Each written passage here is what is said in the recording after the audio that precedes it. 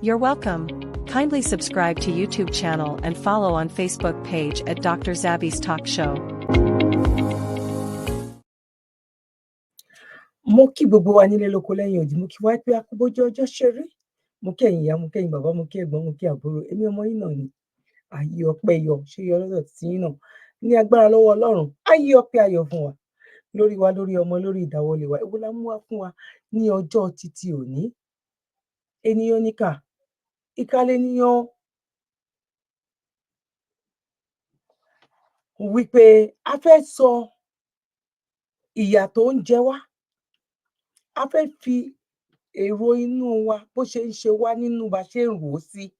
A fẹ́ fi hàn àwọn tó ń pe olórí wa.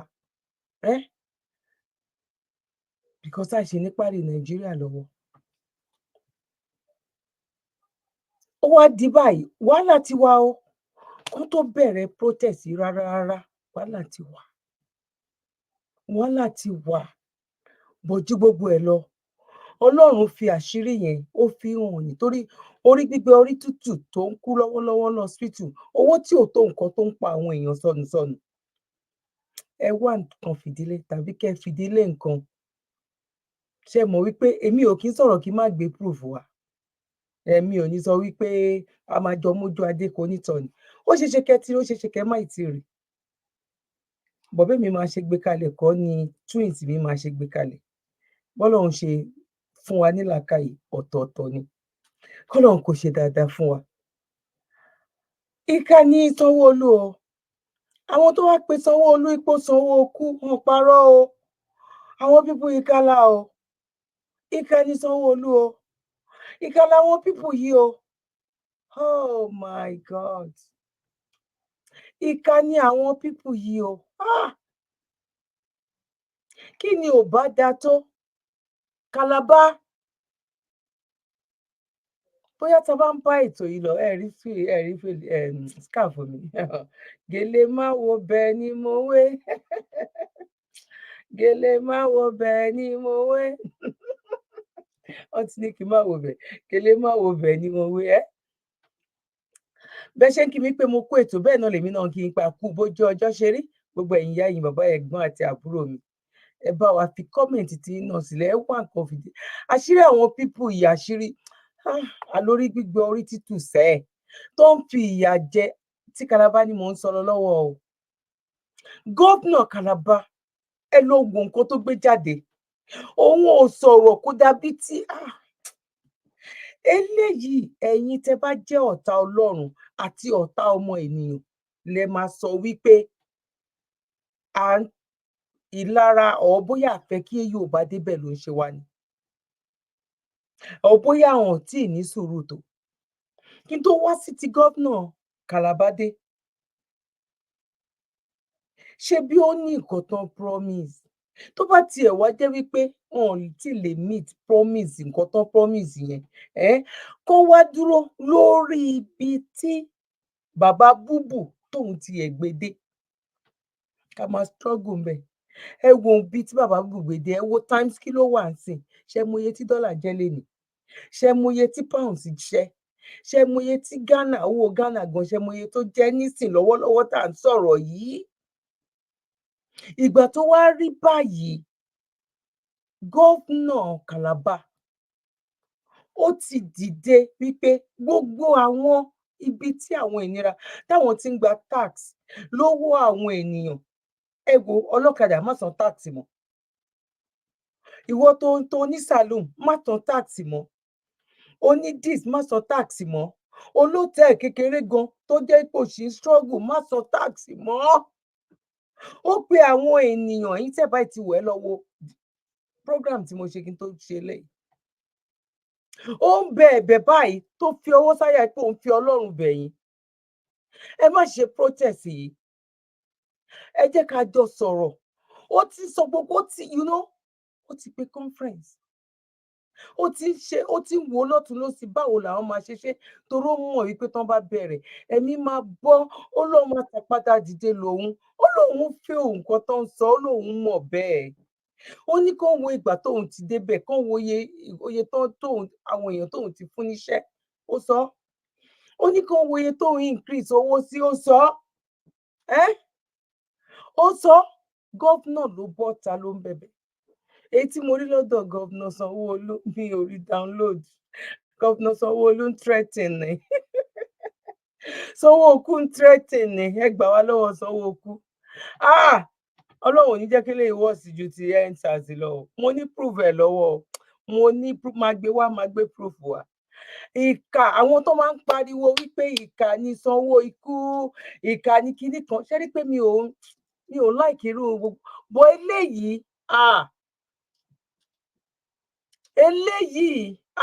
ibi táwọn pípù yìí ti lọ gbà èyí tó máa fi wá mú owó bọ́ síta ọ̀ tó máa fi máa pé gbogbo àwọn tó máa fi máa ṣàwọn conference kọ̀ọ̀kan ọ̀ tó máa fi jókòó láti lè lọ wò wípé òkè kí ni wages táwọn ń san fún àwọn èèyàn sálárì wọn èló làwọn ń san ẹ jẹ́ àtètè owó kí la máa ṣe làwọn pípù yìí ń bribe àwọn èèyàn kiri ẹ má jáde protest wọ́n tún ti sọ protest di ìgbà tó ń campaign ní APC àti PDP oh my God ibo náà ti ń campaign Sanwó-Olú Sanwó-Ikú ìkà ni àwọn pípù gbogbo àwọn tó wà ní cabinet àwọn pípù bàbá ìkà ni wọ́n bàbá ìkà oh my God ẹ máa ní kí ni mo rí báwo ló ṣe ká mi lára tó tó yìí ó kọjá wípé ó ká mi lára àtúmọ̀ wá wí tán bàbá wa ọ̀jájá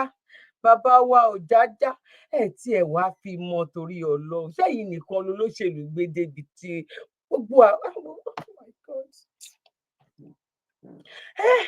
bàbá wa ọ̀jájá ṣé gbogbo nǹkan á mọ̀ wípé bàbá Tinubu ló gbé yín débi ó gbé yín dé bó ó ti wà nínú àkọọ́lẹ̀ náà ni wípé ẹ máa débẹ̀ èèyàn ló máa ń mú ènìyàn ló máa ń introduce lọ nínú ibi ní bí ní rẹwà inú rẹ ní bí wà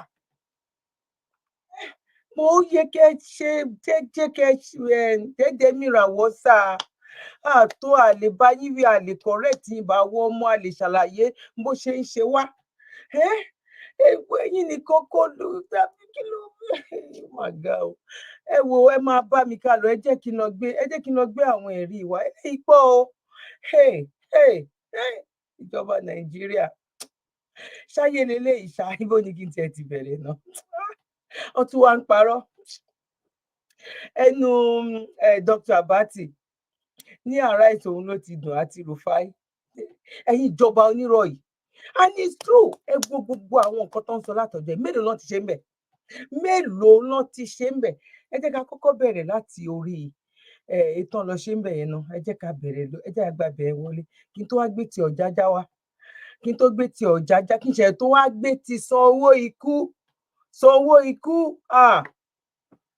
ò ní rówó kó àwọn ọmọ wa sàn ò dẹ̀ ní rówó ikú àwọn ẹbí àwọn ọmọ kéékèèké tó ń jà fún báwo là ń fẹ́ kúrò nínú oko ẹrú yìí kẹ́ ṣe normal a little bit ẹ tún ti lọ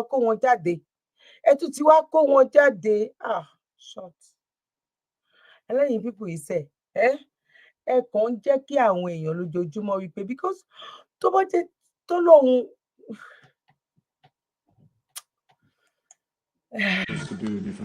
Yes, why does it seem that, a government that insists, the man of President Bola Tinubu, he is Chief Ajurin Gilali, Special Advisor on Media and Publicity. Welcome to the program, sir. Always a privilege to be with you, Femi. Yes, sir. Why does it seem that, a government that insists it is not against the right of citizens to protest and also recognizes that right is now making frantic efforts to prevail on protesters to shelve plans? Femi, let me first of all take this opportunity to put it on record that we have heard certain utterances from some members of even our own administration and indeed from some subnational entities in the country suggesting that Nigerians do not have the right to protest and that they would be stopped from protesting. I want to be very clear this evening in front of the nation in saying that there is nobody within our administration that has the standing, the command, or the gravitas to tell any Nigerian citizen that they cannot peacefully protest and that they cannot peacefully protest in any part of this country. We are not in office to dominate our people. We are in office to serve our people. And this is the position of the president. His Excellency President Bola Tinubu has been very clear that the notion of peaceful protest is a central component of an effective functioning democracy. He cited the fact that as an activist, it was the power, and this is the position of the president. His Excellency President Bola Tinubu has been very clear that the notion of peaceful protest is a central component of an effective functioning. Kí ni reason tó fi pé àwọn ọba tó pé àwọn ìjòyè tẹ́ bẹ̀rẹ̀ sí ní ráwó fún wọn? Ẹ tí rí Tọ́jájá o, ibi Tọ́jájá ti sọ̀rọ̀ mo máa gbé jáde. Èyí tó tún jù yẹn lọ gan mo máa gbé jáde. Àwọn pípù yìí, wọ́n ṣe èèyàn Sátánì. Kí ló tún worst ju èèyàn Sátánì lọ? Àwọn pípù yìí, democracy. He cited the fact that as an activist, it was the power of peaceful protest, even against the murderous and brutal nature of the regimes in office at the time, to ultimately achieve the result of a return to civilian rule in 1999. So it will never be a president with that background that would in any way insinuate or suggest that Nigerians should not engage in peaceful protest if they have decided to do so. I want to make that abundantly clear. And the last point on that is that anyone who disagrees with the notion from inside of government, the notion that we are here to serve our people, that we're not here to dominate them, that Nigerians do have the right to peacefully protest, they are lining up themselves against a commander-in-chief of the armed forces of the Federal Republic of Nigeria who will defend the right of Nigerians to peacefully protest in any part of this country. And we want to be very unequivocal about that. Well, a lot of people are worried about, the outcome of the NTAS protest, how it turned out. And that's why this time around, they want to be very careful and see if indeed they can prevail on these protesters to shelve their plans, because they say again that they have credible intelligence that this might as well be hijacked like NTAS. Thank you, Femi. And such concerns are legitimate. But we don't throw the baby out with the bathwater, and we don't operate in bad faith simply because a certain scenario unfolded several years ago under a different leadership in the country. Our view is that indeed there are lessons to be gleaned from what happened in 2020, but that does not now mean that Nigerians who have lived through that experience, who understand that it is entirely possible for a peaceful protest to be hijacked by such mischievous elements and maybe political forces in some cases, that this now means that we cannot trust Nigerians to peacefully protest. I think Nigerians are very well aware of the fact that àwọn fúnrara wọn ti kó àwọn tó máa hijack wọn ti kó wọn jáde. Wọ́n ti pín owó fún wọn, wọ́n tiẹ̀ tún bóde náà, wọ́n tún ti bọ́ síta. Wọ́n tún bọ́ síta wípé oh my God, ẹ̀yin people yìí. Okay, ká tó lọ síbẹ̀, oh my God, mi mọ bí mo fẹ́ gbà wọlé. Ẹ jẹ́ ká gbélé kúrò ká lè mọ̀ wípé wọ́n ti ṣé ibo ni ká tiẹ̀ gbà náà. Ẹ jẹ́ kí sáré gbélé wa. Constitutional right to assist. I think I should even say that I'm surprised that this one has said that 6 billion is being budgeted to manage the protests. It shows that the government, this country has money, really. Is this, are some people seeing this as an Owambe? What are they budgeting 6 billion for? But regarding your question, the Constitution is very clear, Section 39, that Nigerians have the right to freedom of expression. Section 40 guarantees the constitutional right to association and peaceful assembly. This right is not absolute, because under Section 45, there are derogations to this right, for example, for the protection of public order, peace and safety, and so on. the right to assemble may be curtailed where there is violence or riot. My concern is that the government is the one that is fueling the perception that this protest is going to be violent.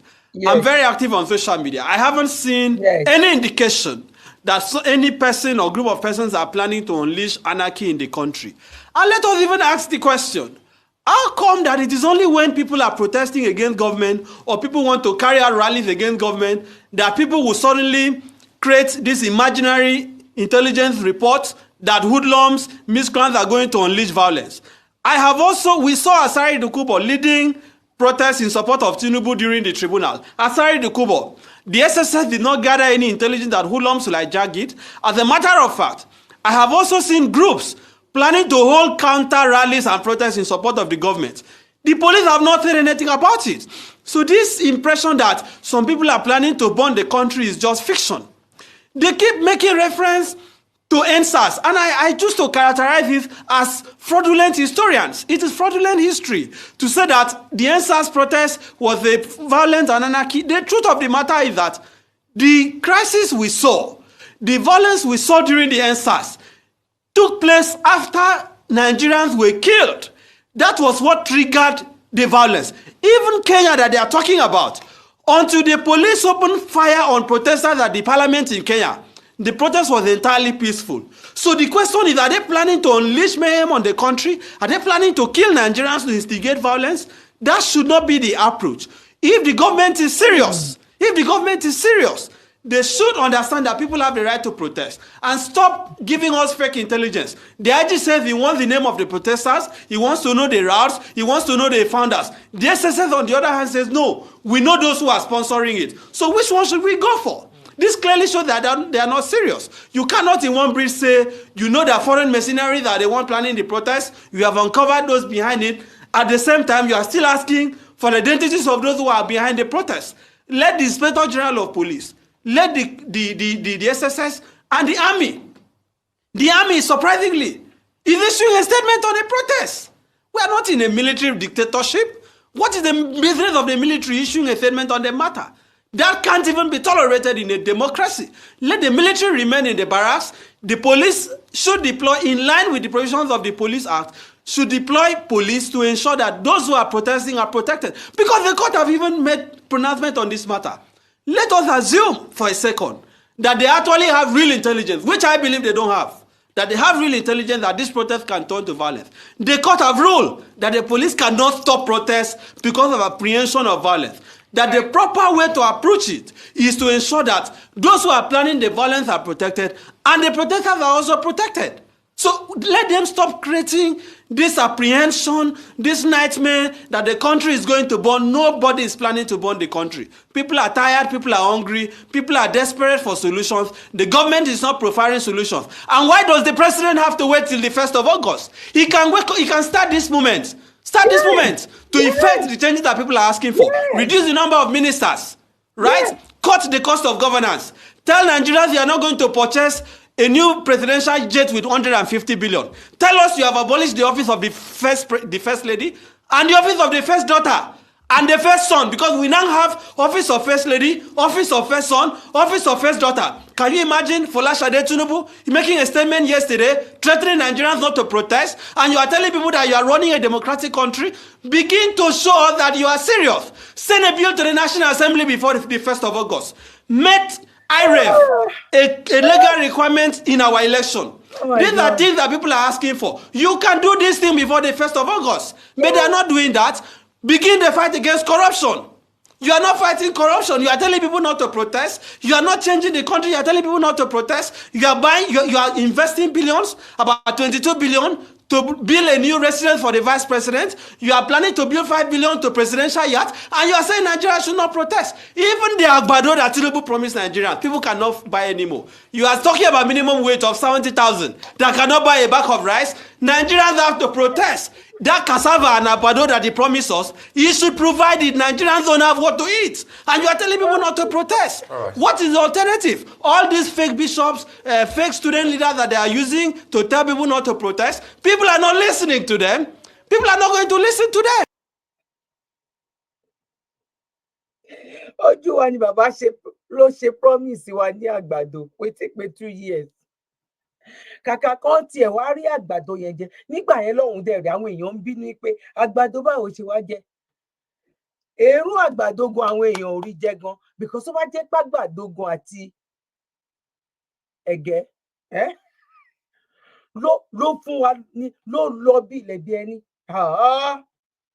àtàgbàdo àti omi lásán gan àárín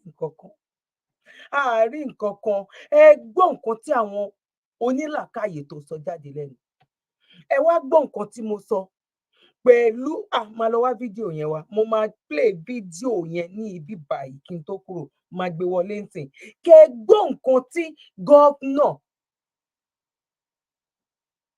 tó sọ kẹ wá gbọ́ nǹkan tí àwọn ọmọ sanwó ikú kẹ wá gbọ́ nǹkan tó sọ kẹ wá wo ẹ jẹ́ ká kọ́ lọ síbi tán tí wọ́n ti ń pín owó jẹ́ àkọ́kọ́ lọ ṣóun lè ṣá ẹ jẹ́ a sáré lọ síbí bá.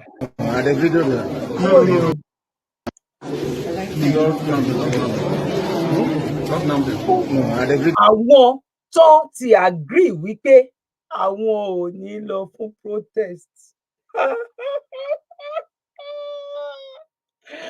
Oh my God.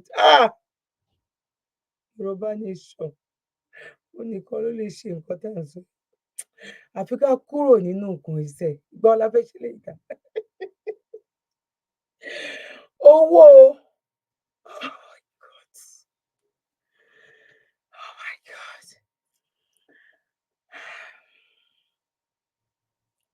owó APC PDP ló ń san tẹ́lẹ̀tẹ́lẹ̀ owó wípé ẹ má tún bọ́ta ẹ sọ fún wa wípé ẹ ní bọ́ta kí ló èmi ò tí mọ nǹkan tó wà nínú ọ̀rọ̀ protest owó ló ń pín yìí o wọ́n ti ń pín owó fún àwọn boys ní àwọn apá ibìkan ní Àbújá wípé ẹ̀yin má gbọ́rọ̀ bàbá Ọjájá náà o. No. Sorry, it's personal. It cannot be listen. It's personal.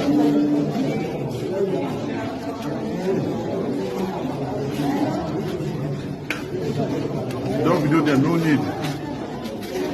Ẹgbọ́n wọn ní kí wọ́n wá fídíò wọn kò need. Bó bá ṣu nínú ilé ẹ̀ tó tilẹ̀kùn kó ti wíńdò dáadáa. Àwọn tó máa ká ẹ. Ìyẹn lẹ wá wà níbi táwọn èèyàn ti kíù báyìí. Lẹ wá ní don't video them kò need.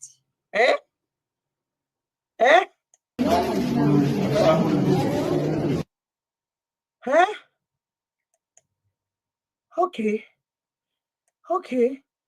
Kí n tó wá lọ gbé pápánbárì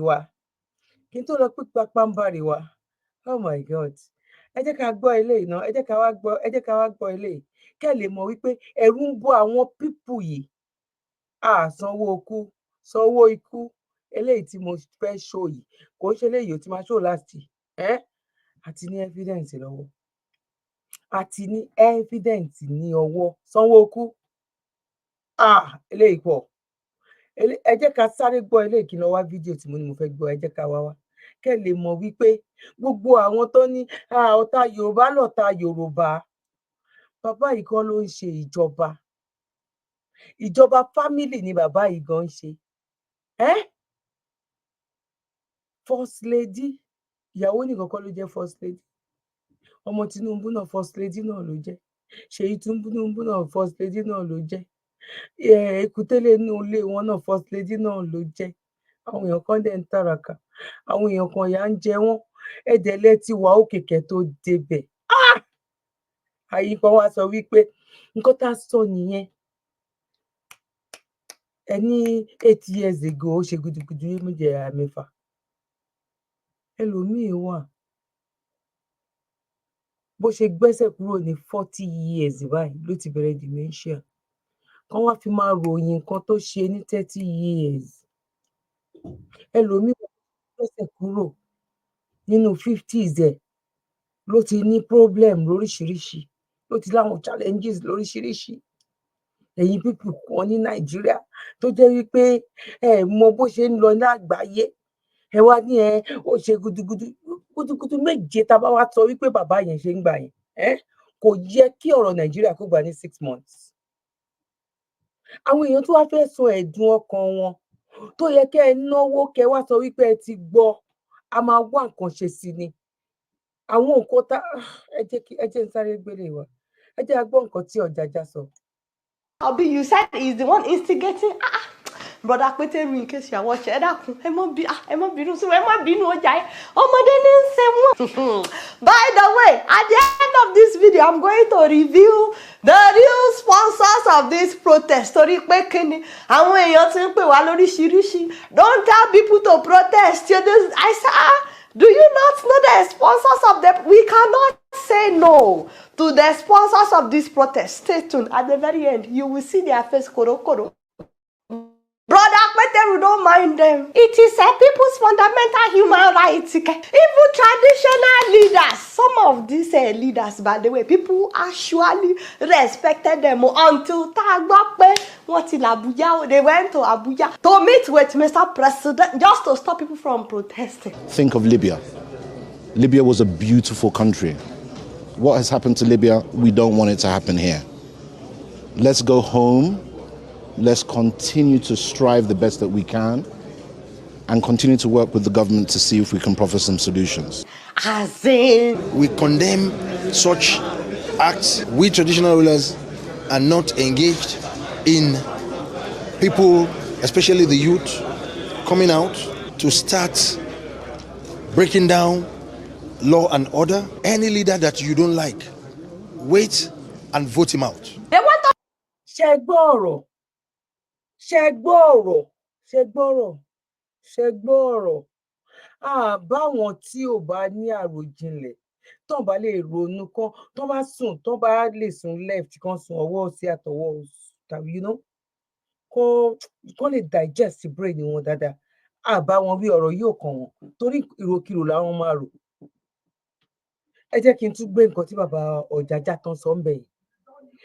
Ebi ẹ máa kú, èèyàn gbogbo òlú lè kú tán within a year. Àwọn mọ̀ wípé wọ́n ní kẹ́ dúró, kẹ́ má protest, kẹ́ má lọ ṣe nǹkan kan, kẹ́ dúró títí dìgbà tó bá máa vote mí. Ẹ fi vote yan onítọ̀. Ẹ jọ, ṣé vote ló ń gbé bàbá débẹ̀? Ṣé vote ló ń lò ní Nàìjíríà? Ẹ̀yin people yìí. Ìjẹ̀bú fọ́ kẹ́ kú rẹ̀ ní sùúrè wàláì. Kẹ́ kú rẹ̀ ní bọ́ lọ́hùn lé. Ẹ lè bọ́ lọ́hùn lé o. Ẹ lè bọ́ lọ́hùn nílé. Ẹ lè bọ́ lọ́hùn lé. Bẹ́ẹ̀ kú, bẹ́ẹ̀ má dọ́dọ̀ Ọlọ́run má ti jáde lọ. Torí inú ìsàlẹ̀ náà ní straight kó bá mẹ́sìsì. Ayé níkà o. Ayé níkà o. Ṣé olórí àwọn ọ̀dọ́ gbogbo wọn ló ti Let's continue to strive the best that we can and continue to work with the government to see if we can proffer some solutions. as in, We condemn such acts. We traditional rulers are not engaged in people, especially. wọ́n fẹ́ lọ gbé orò jáde lóyìí tó ń bá lọ obìnrin gan máa rí orò. At the end of the day, orògùn á wá lọ gun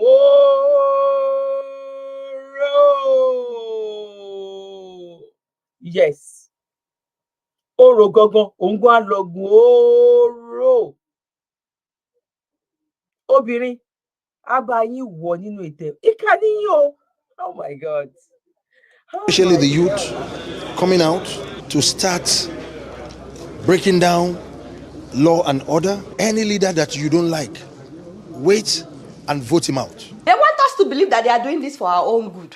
Because according to them, some people may hijack the protest. You see, this is how they will go and plant some thugs to try to dabaru the whole protest. Just so that they can say, we know your tactics, but I'm on money. On that note, let me beg my fellow young people, please don't let anybody use you to dabaru these protests.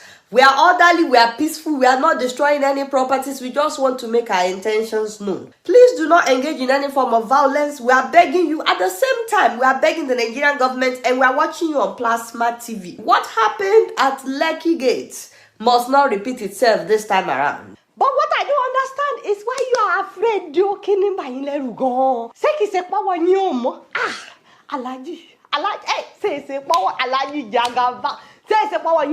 In fact, everybody in this Tinubu's administration, your hands are not clean in it. You've made life so difficult for the regular Nigerians to the point where even market women are praying for the president left and right.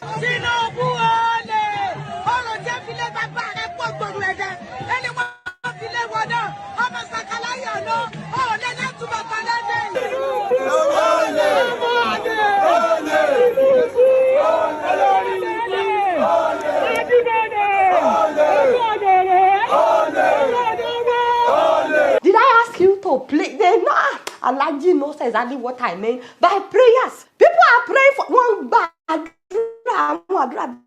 The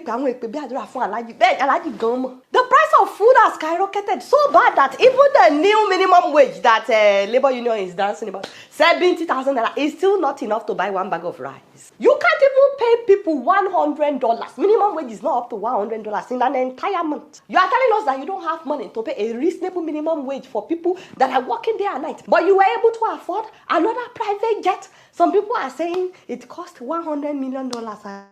I said, huh?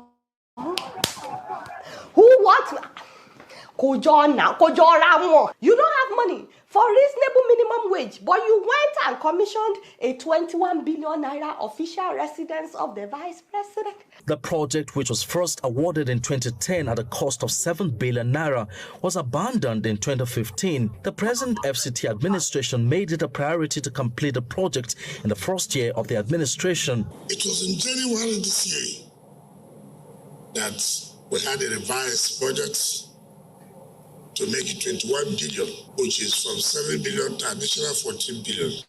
In this economy, that is more than 13 million American dollars to build a house for the vice president. And you're surprised that people want to protest. But protesting, even if the people do not protest, you have already invoked thunder on yourselves. Then, can you imagine this level of insensitivity to the plight of the people? Another private jet. By the way, Tinubu as a person has his own personal private jet. Why can't he use his own jet as his contribution to help the government at a time like this? That is why your heart cannot. Because you keep people in poverty, you keep people in hunger, and on top of that, you don't want them to speak out. You don't want them to express their disapproval of what you are doing. You guys are wicked. It is witches and wizards that do this. If you don't want people to protest, you know exactly what to do. You know what people want now. You can start by bringing down the price of fuel, and the price of food. People are asking for a more reasonable minimum wage. They are asking that you should invest in free education for children. They are asking that you should free Nnamdi Kanu. All these years, the man is still to probe past and present leaders who have looted the treasury. They want you to recover the money and use it for the good of the common people. They are also asking you to reform the security agencies so that you will stop the police from harassing people and so on and so forth. And all these things are actually easy for you to do. What is not easy for you to do is trying to make us think that we are wrong to want to make our voices heard. That we are against the government by trying to protest. No. It will not be. It will never be easy for you to convince us that we cannot protest. You are not even addressing any of these concerns. Your focus is how people will not come out to protest. You guys are cowards. You are cowards. Yeah. Now, that is. Èmi ò ríro eléyìí rí o, àfi ń dẹ́rù bọ̀ lọ́rọ̀ ni. Kó ń wá solution jáde, kó tiẹ̀ sọ̀rọ̀. Ẹ̀ ń gba gbogbo kọ́nà wípé kó má jáde. Kí ni reason táwọn èèyàn fẹ́ fi jáde? Mo ti rí ti Calabar tí mo fẹ́ gbé wá. Ká tó wá lọ sí Calabar, ẹ wo nǹkan tí àwọn sanwó ikú tán fẹ́ ṣe o. Ẹ wo, ẹ bá wa pín ètò yìí o. A ní gbé ọmọ sin.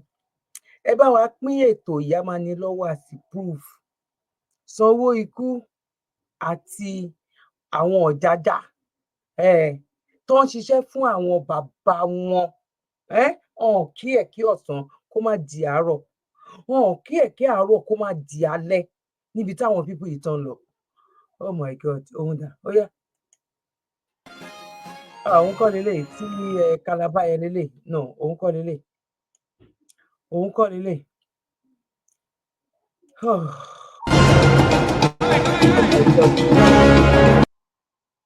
Òun lélẹ̀ yìí máa jẹ́. Ẹ má bínú.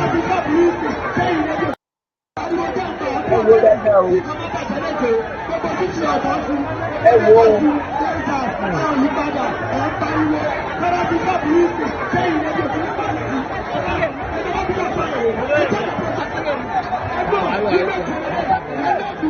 Ẹni tó bá tó bẹ́ẹ̀, tó bá di ká mọ̀ ṣe,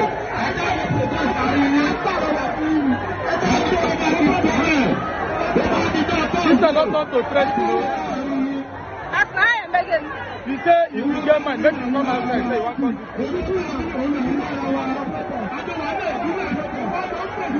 Hey. These are not threatening now.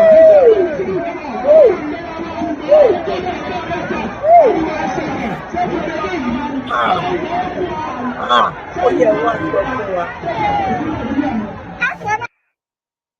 Ó yá ẹ sọ fún wa báwo lọ ṣe ní jẹ́ kíkí ní worst ju ti EndSARS lọ.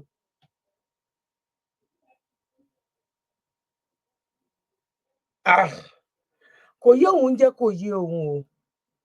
Sanwó ikú àti gbogbo àwọn àǹkó wọn. Ẹ lè bá Ọlọ́run dáadáa o. Ẹ lè bá Ọlọ́run dáadáa. Ẹ lè bá Ọlọ́run dáadáa. Ẹ̀yin pípù yìí ẹ dá ojú. Ó yẹ wá sọ fún mi, ẹ wo àwọn tán pín owó fún l'Àbújá, ẹ wo àwọn eléyìí náà tán pín owó fún l'Ékòó, ẹ wá wo bó ṣe bold enough wípé tán bá bí yín rẹ jáde ní Thursday kẹlẹ fẹ́ ṣe protest. Ẹ ṣáà gbọ́ nǹkan tí ọmọ Ìgbò sọ wípé threatening leléyìí, ẹ wá ń threatening ni, yes, fi bò nǹkan tán ṣe fún àwa Yorùbá nation nìyẹn. Nǹkan tán ṣe fún àwa Yorùbá nation nìyẹn. Yes. Nǹkan tó ṣe fún wa nìyẹn. Òun ló tún fẹ́ ṣe fún àwọn Yorùbá nation kan tún leléyìí o. Àwọn ará ìlú tàbí ṣé Sanwó-Olú ń san 250 fún àwọn workers ẹ̀ ní Lagos State ni. Ṣé 300 ló ń san ní owó tó yẹ kán mú? Kán sọ wípé àwọn ti fẹ́ ṣe àtúnṣe fún nǹkan, ẹ bẹ̀rẹ̀ sí ní lọ máa pín káàkiri wípé kán má bọ́ta láti sọ èrò ọkàn, láti sọ ẹ̀dùn ọkàn wọn, kán má bọ́ta láti wá sọ ọ́. Hey, ẹ jẹ́ ká gbọ́ nǹkan tí gọ́vnà Calabar, ẹ jẹ́ ká gbọ́ nǹkan tó sọ. Kí kíní kó má lọ pọ̀ jù, ẹ jẹ́ ká gbọ́ nǹkan tí gọ́vnà Calabar, ẹ jẹ́ ká gbọ́ nǹkan tó sọ. We implore you to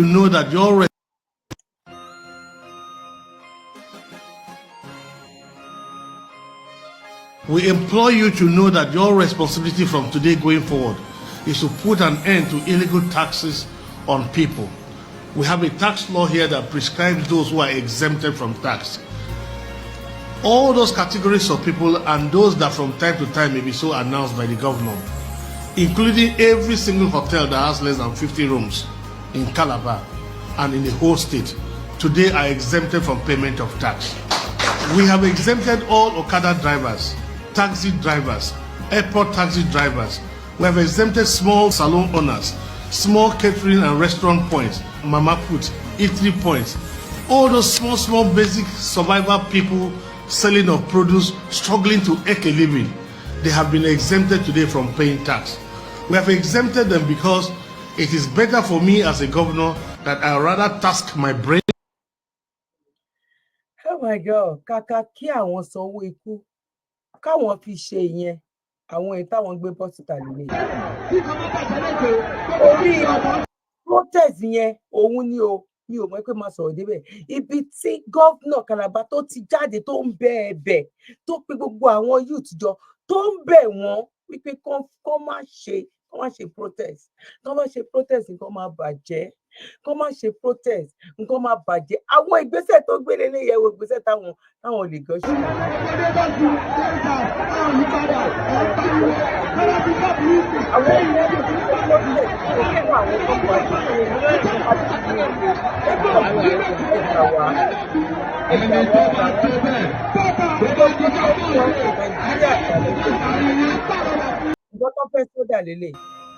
Oh, sorry. Oh my God. We implore you to know that your responsibility from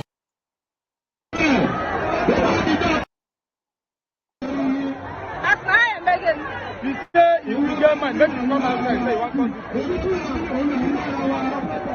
ẹ má wà fún protest. You are threatening now. Threatening, yeah.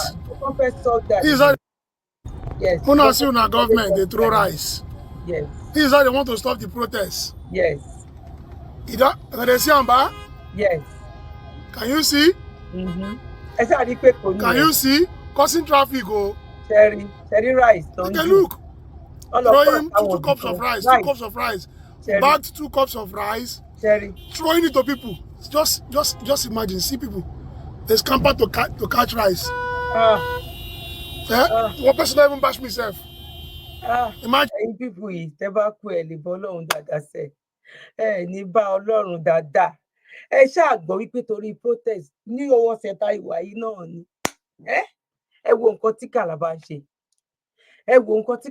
ṣe Yorùbá ẹ ṣe ẹ̀yin ṣe máa kú síbẹ̀ pátápátá ni tí bàbá bá tẹ̀ wá lo 8 years yẹn ṣe fẹ́ jogún Nàìjíríà ni wípé ẹ ṣàfẹ́ lo bíṣọ̀pù tí ẹ yé mi kò yé mi ó máa yé ẹ̀yin inú ilé jù mí lọ ẹ̀yin onílàkàyè ẹ bá mi fi kọ́mẹ̀ntì sílẹ̀ ṣe rí Sanwó-Olú àti àwọn gàǹgẹ̀ wọ́n ti bàlú jẹ́ wọ́n ti bàgbòrò jẹ́ gbà wá o wọ́n ti bàlú jẹ́ wọ́n ti bayé jẹ́ o Sanwó-Olú ti bayé jẹ́ o ó ti bayé jẹ́ gbà wá o. Now ojúre ìran rèé o wọ́n ní kẹ́ máa mómi sí o wọ́n ní tí petrol bá di 2000 ẹ gbọ́dọ̀ sọ̀rọ̀ Ọ̀jájá sọ pé ẹ má sọ̀rọ̀ ẹ má wúkọ́ ẹ má jáde tó bá tó àkókò wọ́n bá fẹ́ vóòtì míì ẹ fi ìbò ẹ fi lé onítọ̀hún yẹn kúrò ṣé mọ̀ pé bò lọ ń lò ní Nàìjíríà àbọ̀rọ̀ là ń sọ fọmọlúwàbí Yorùbá nation òun nìkan ló lè kó pìlú yẹn tọmọ Ìgbò bá ti débẹ̀ lọ́la òun náà á ṣe the same thing báyìí tí Haúsá náà bá débẹ̀ lọ́la náà the same thing náà ló máa ṣe wọ́n wá ní ká padà lọ sí region ká padà lọ ṣe kinní kan ní abẹ́ àwọn eléyìí ẹ wo ibi ìbàdàn la máa mú ètò wa sópin sí lọ́jọ́ títí òní mo bẹ̀ wá nílé lóko lẹ́yìn odi please and please ẹ jẹ́ ká share ètò yìí ẹ fi kọ́mẹ̀ntì tí yín sílẹ̀ ńbẹ̀ ẹ̀yin tó bá jẹ́ nígbà àkọ́kọ́ ẹ má gbàgbé láti subscribe ẹ̀yin tẹ́ bá ti mọ orí ìkànnì wa kejì ní Àjùlọ TV ẹ lọ search fún lórí YouTube ó máa gbé jáde Àjùlọ TV àwa náà là ń ṣe gudugudu méje yẹ̀yà mẹ́fà ń bẹ̀ bèbí ti ṣẹ́jú òun là ń sọ ń bẹ̀ wípé kò sọ́bọ̀ nídọ̀rí mọ́ òun ni fún gbogbo àwọn tán pera wọn wípé ènìyàn kan làwọn bákan làwọn ṣe jẹ́ irọ́ ni gbogbo wa lè nìyàn Ọlọ́run. God bless you, one love. Kọ́lọ́run kó má tukọ̀ àtúnrè wa mi ò ní ṣìwí ẹ̀yin náà ní ṣì mí gbọ́ lágbára lọ́wọ́ Ọlọ́run èmi ọmọ yín náà ni àbúrò yín olólùfẹ́ yín Dr. Zabby ayé ọpẹ́ yọ mo mọ̀ pé lágbára lọ́wọ́ Ọlọ́run ayé ọpẹ́ àwọn ayọ̀ fún wa lórí ọmọ lórí ọkọ lórí ìdáwọ́lé wa àní bá ọjọ́ ọlọ́jọ́ lọ o gbogbo èyí tó ń bọ̀ yìí ẹbí wa ní nípìn nínú àwa gan ní nípìn nínú àní fẹsẹ̀kọ àní jọ ẹni tán wá lágbára lọ́wọ́ Ọlọ́run. One love. Bye for now. God bless you. You're welcome. Kindly subscribe to YouTube channel and follow on Facebook page at Dr. Zabby's Talk Show.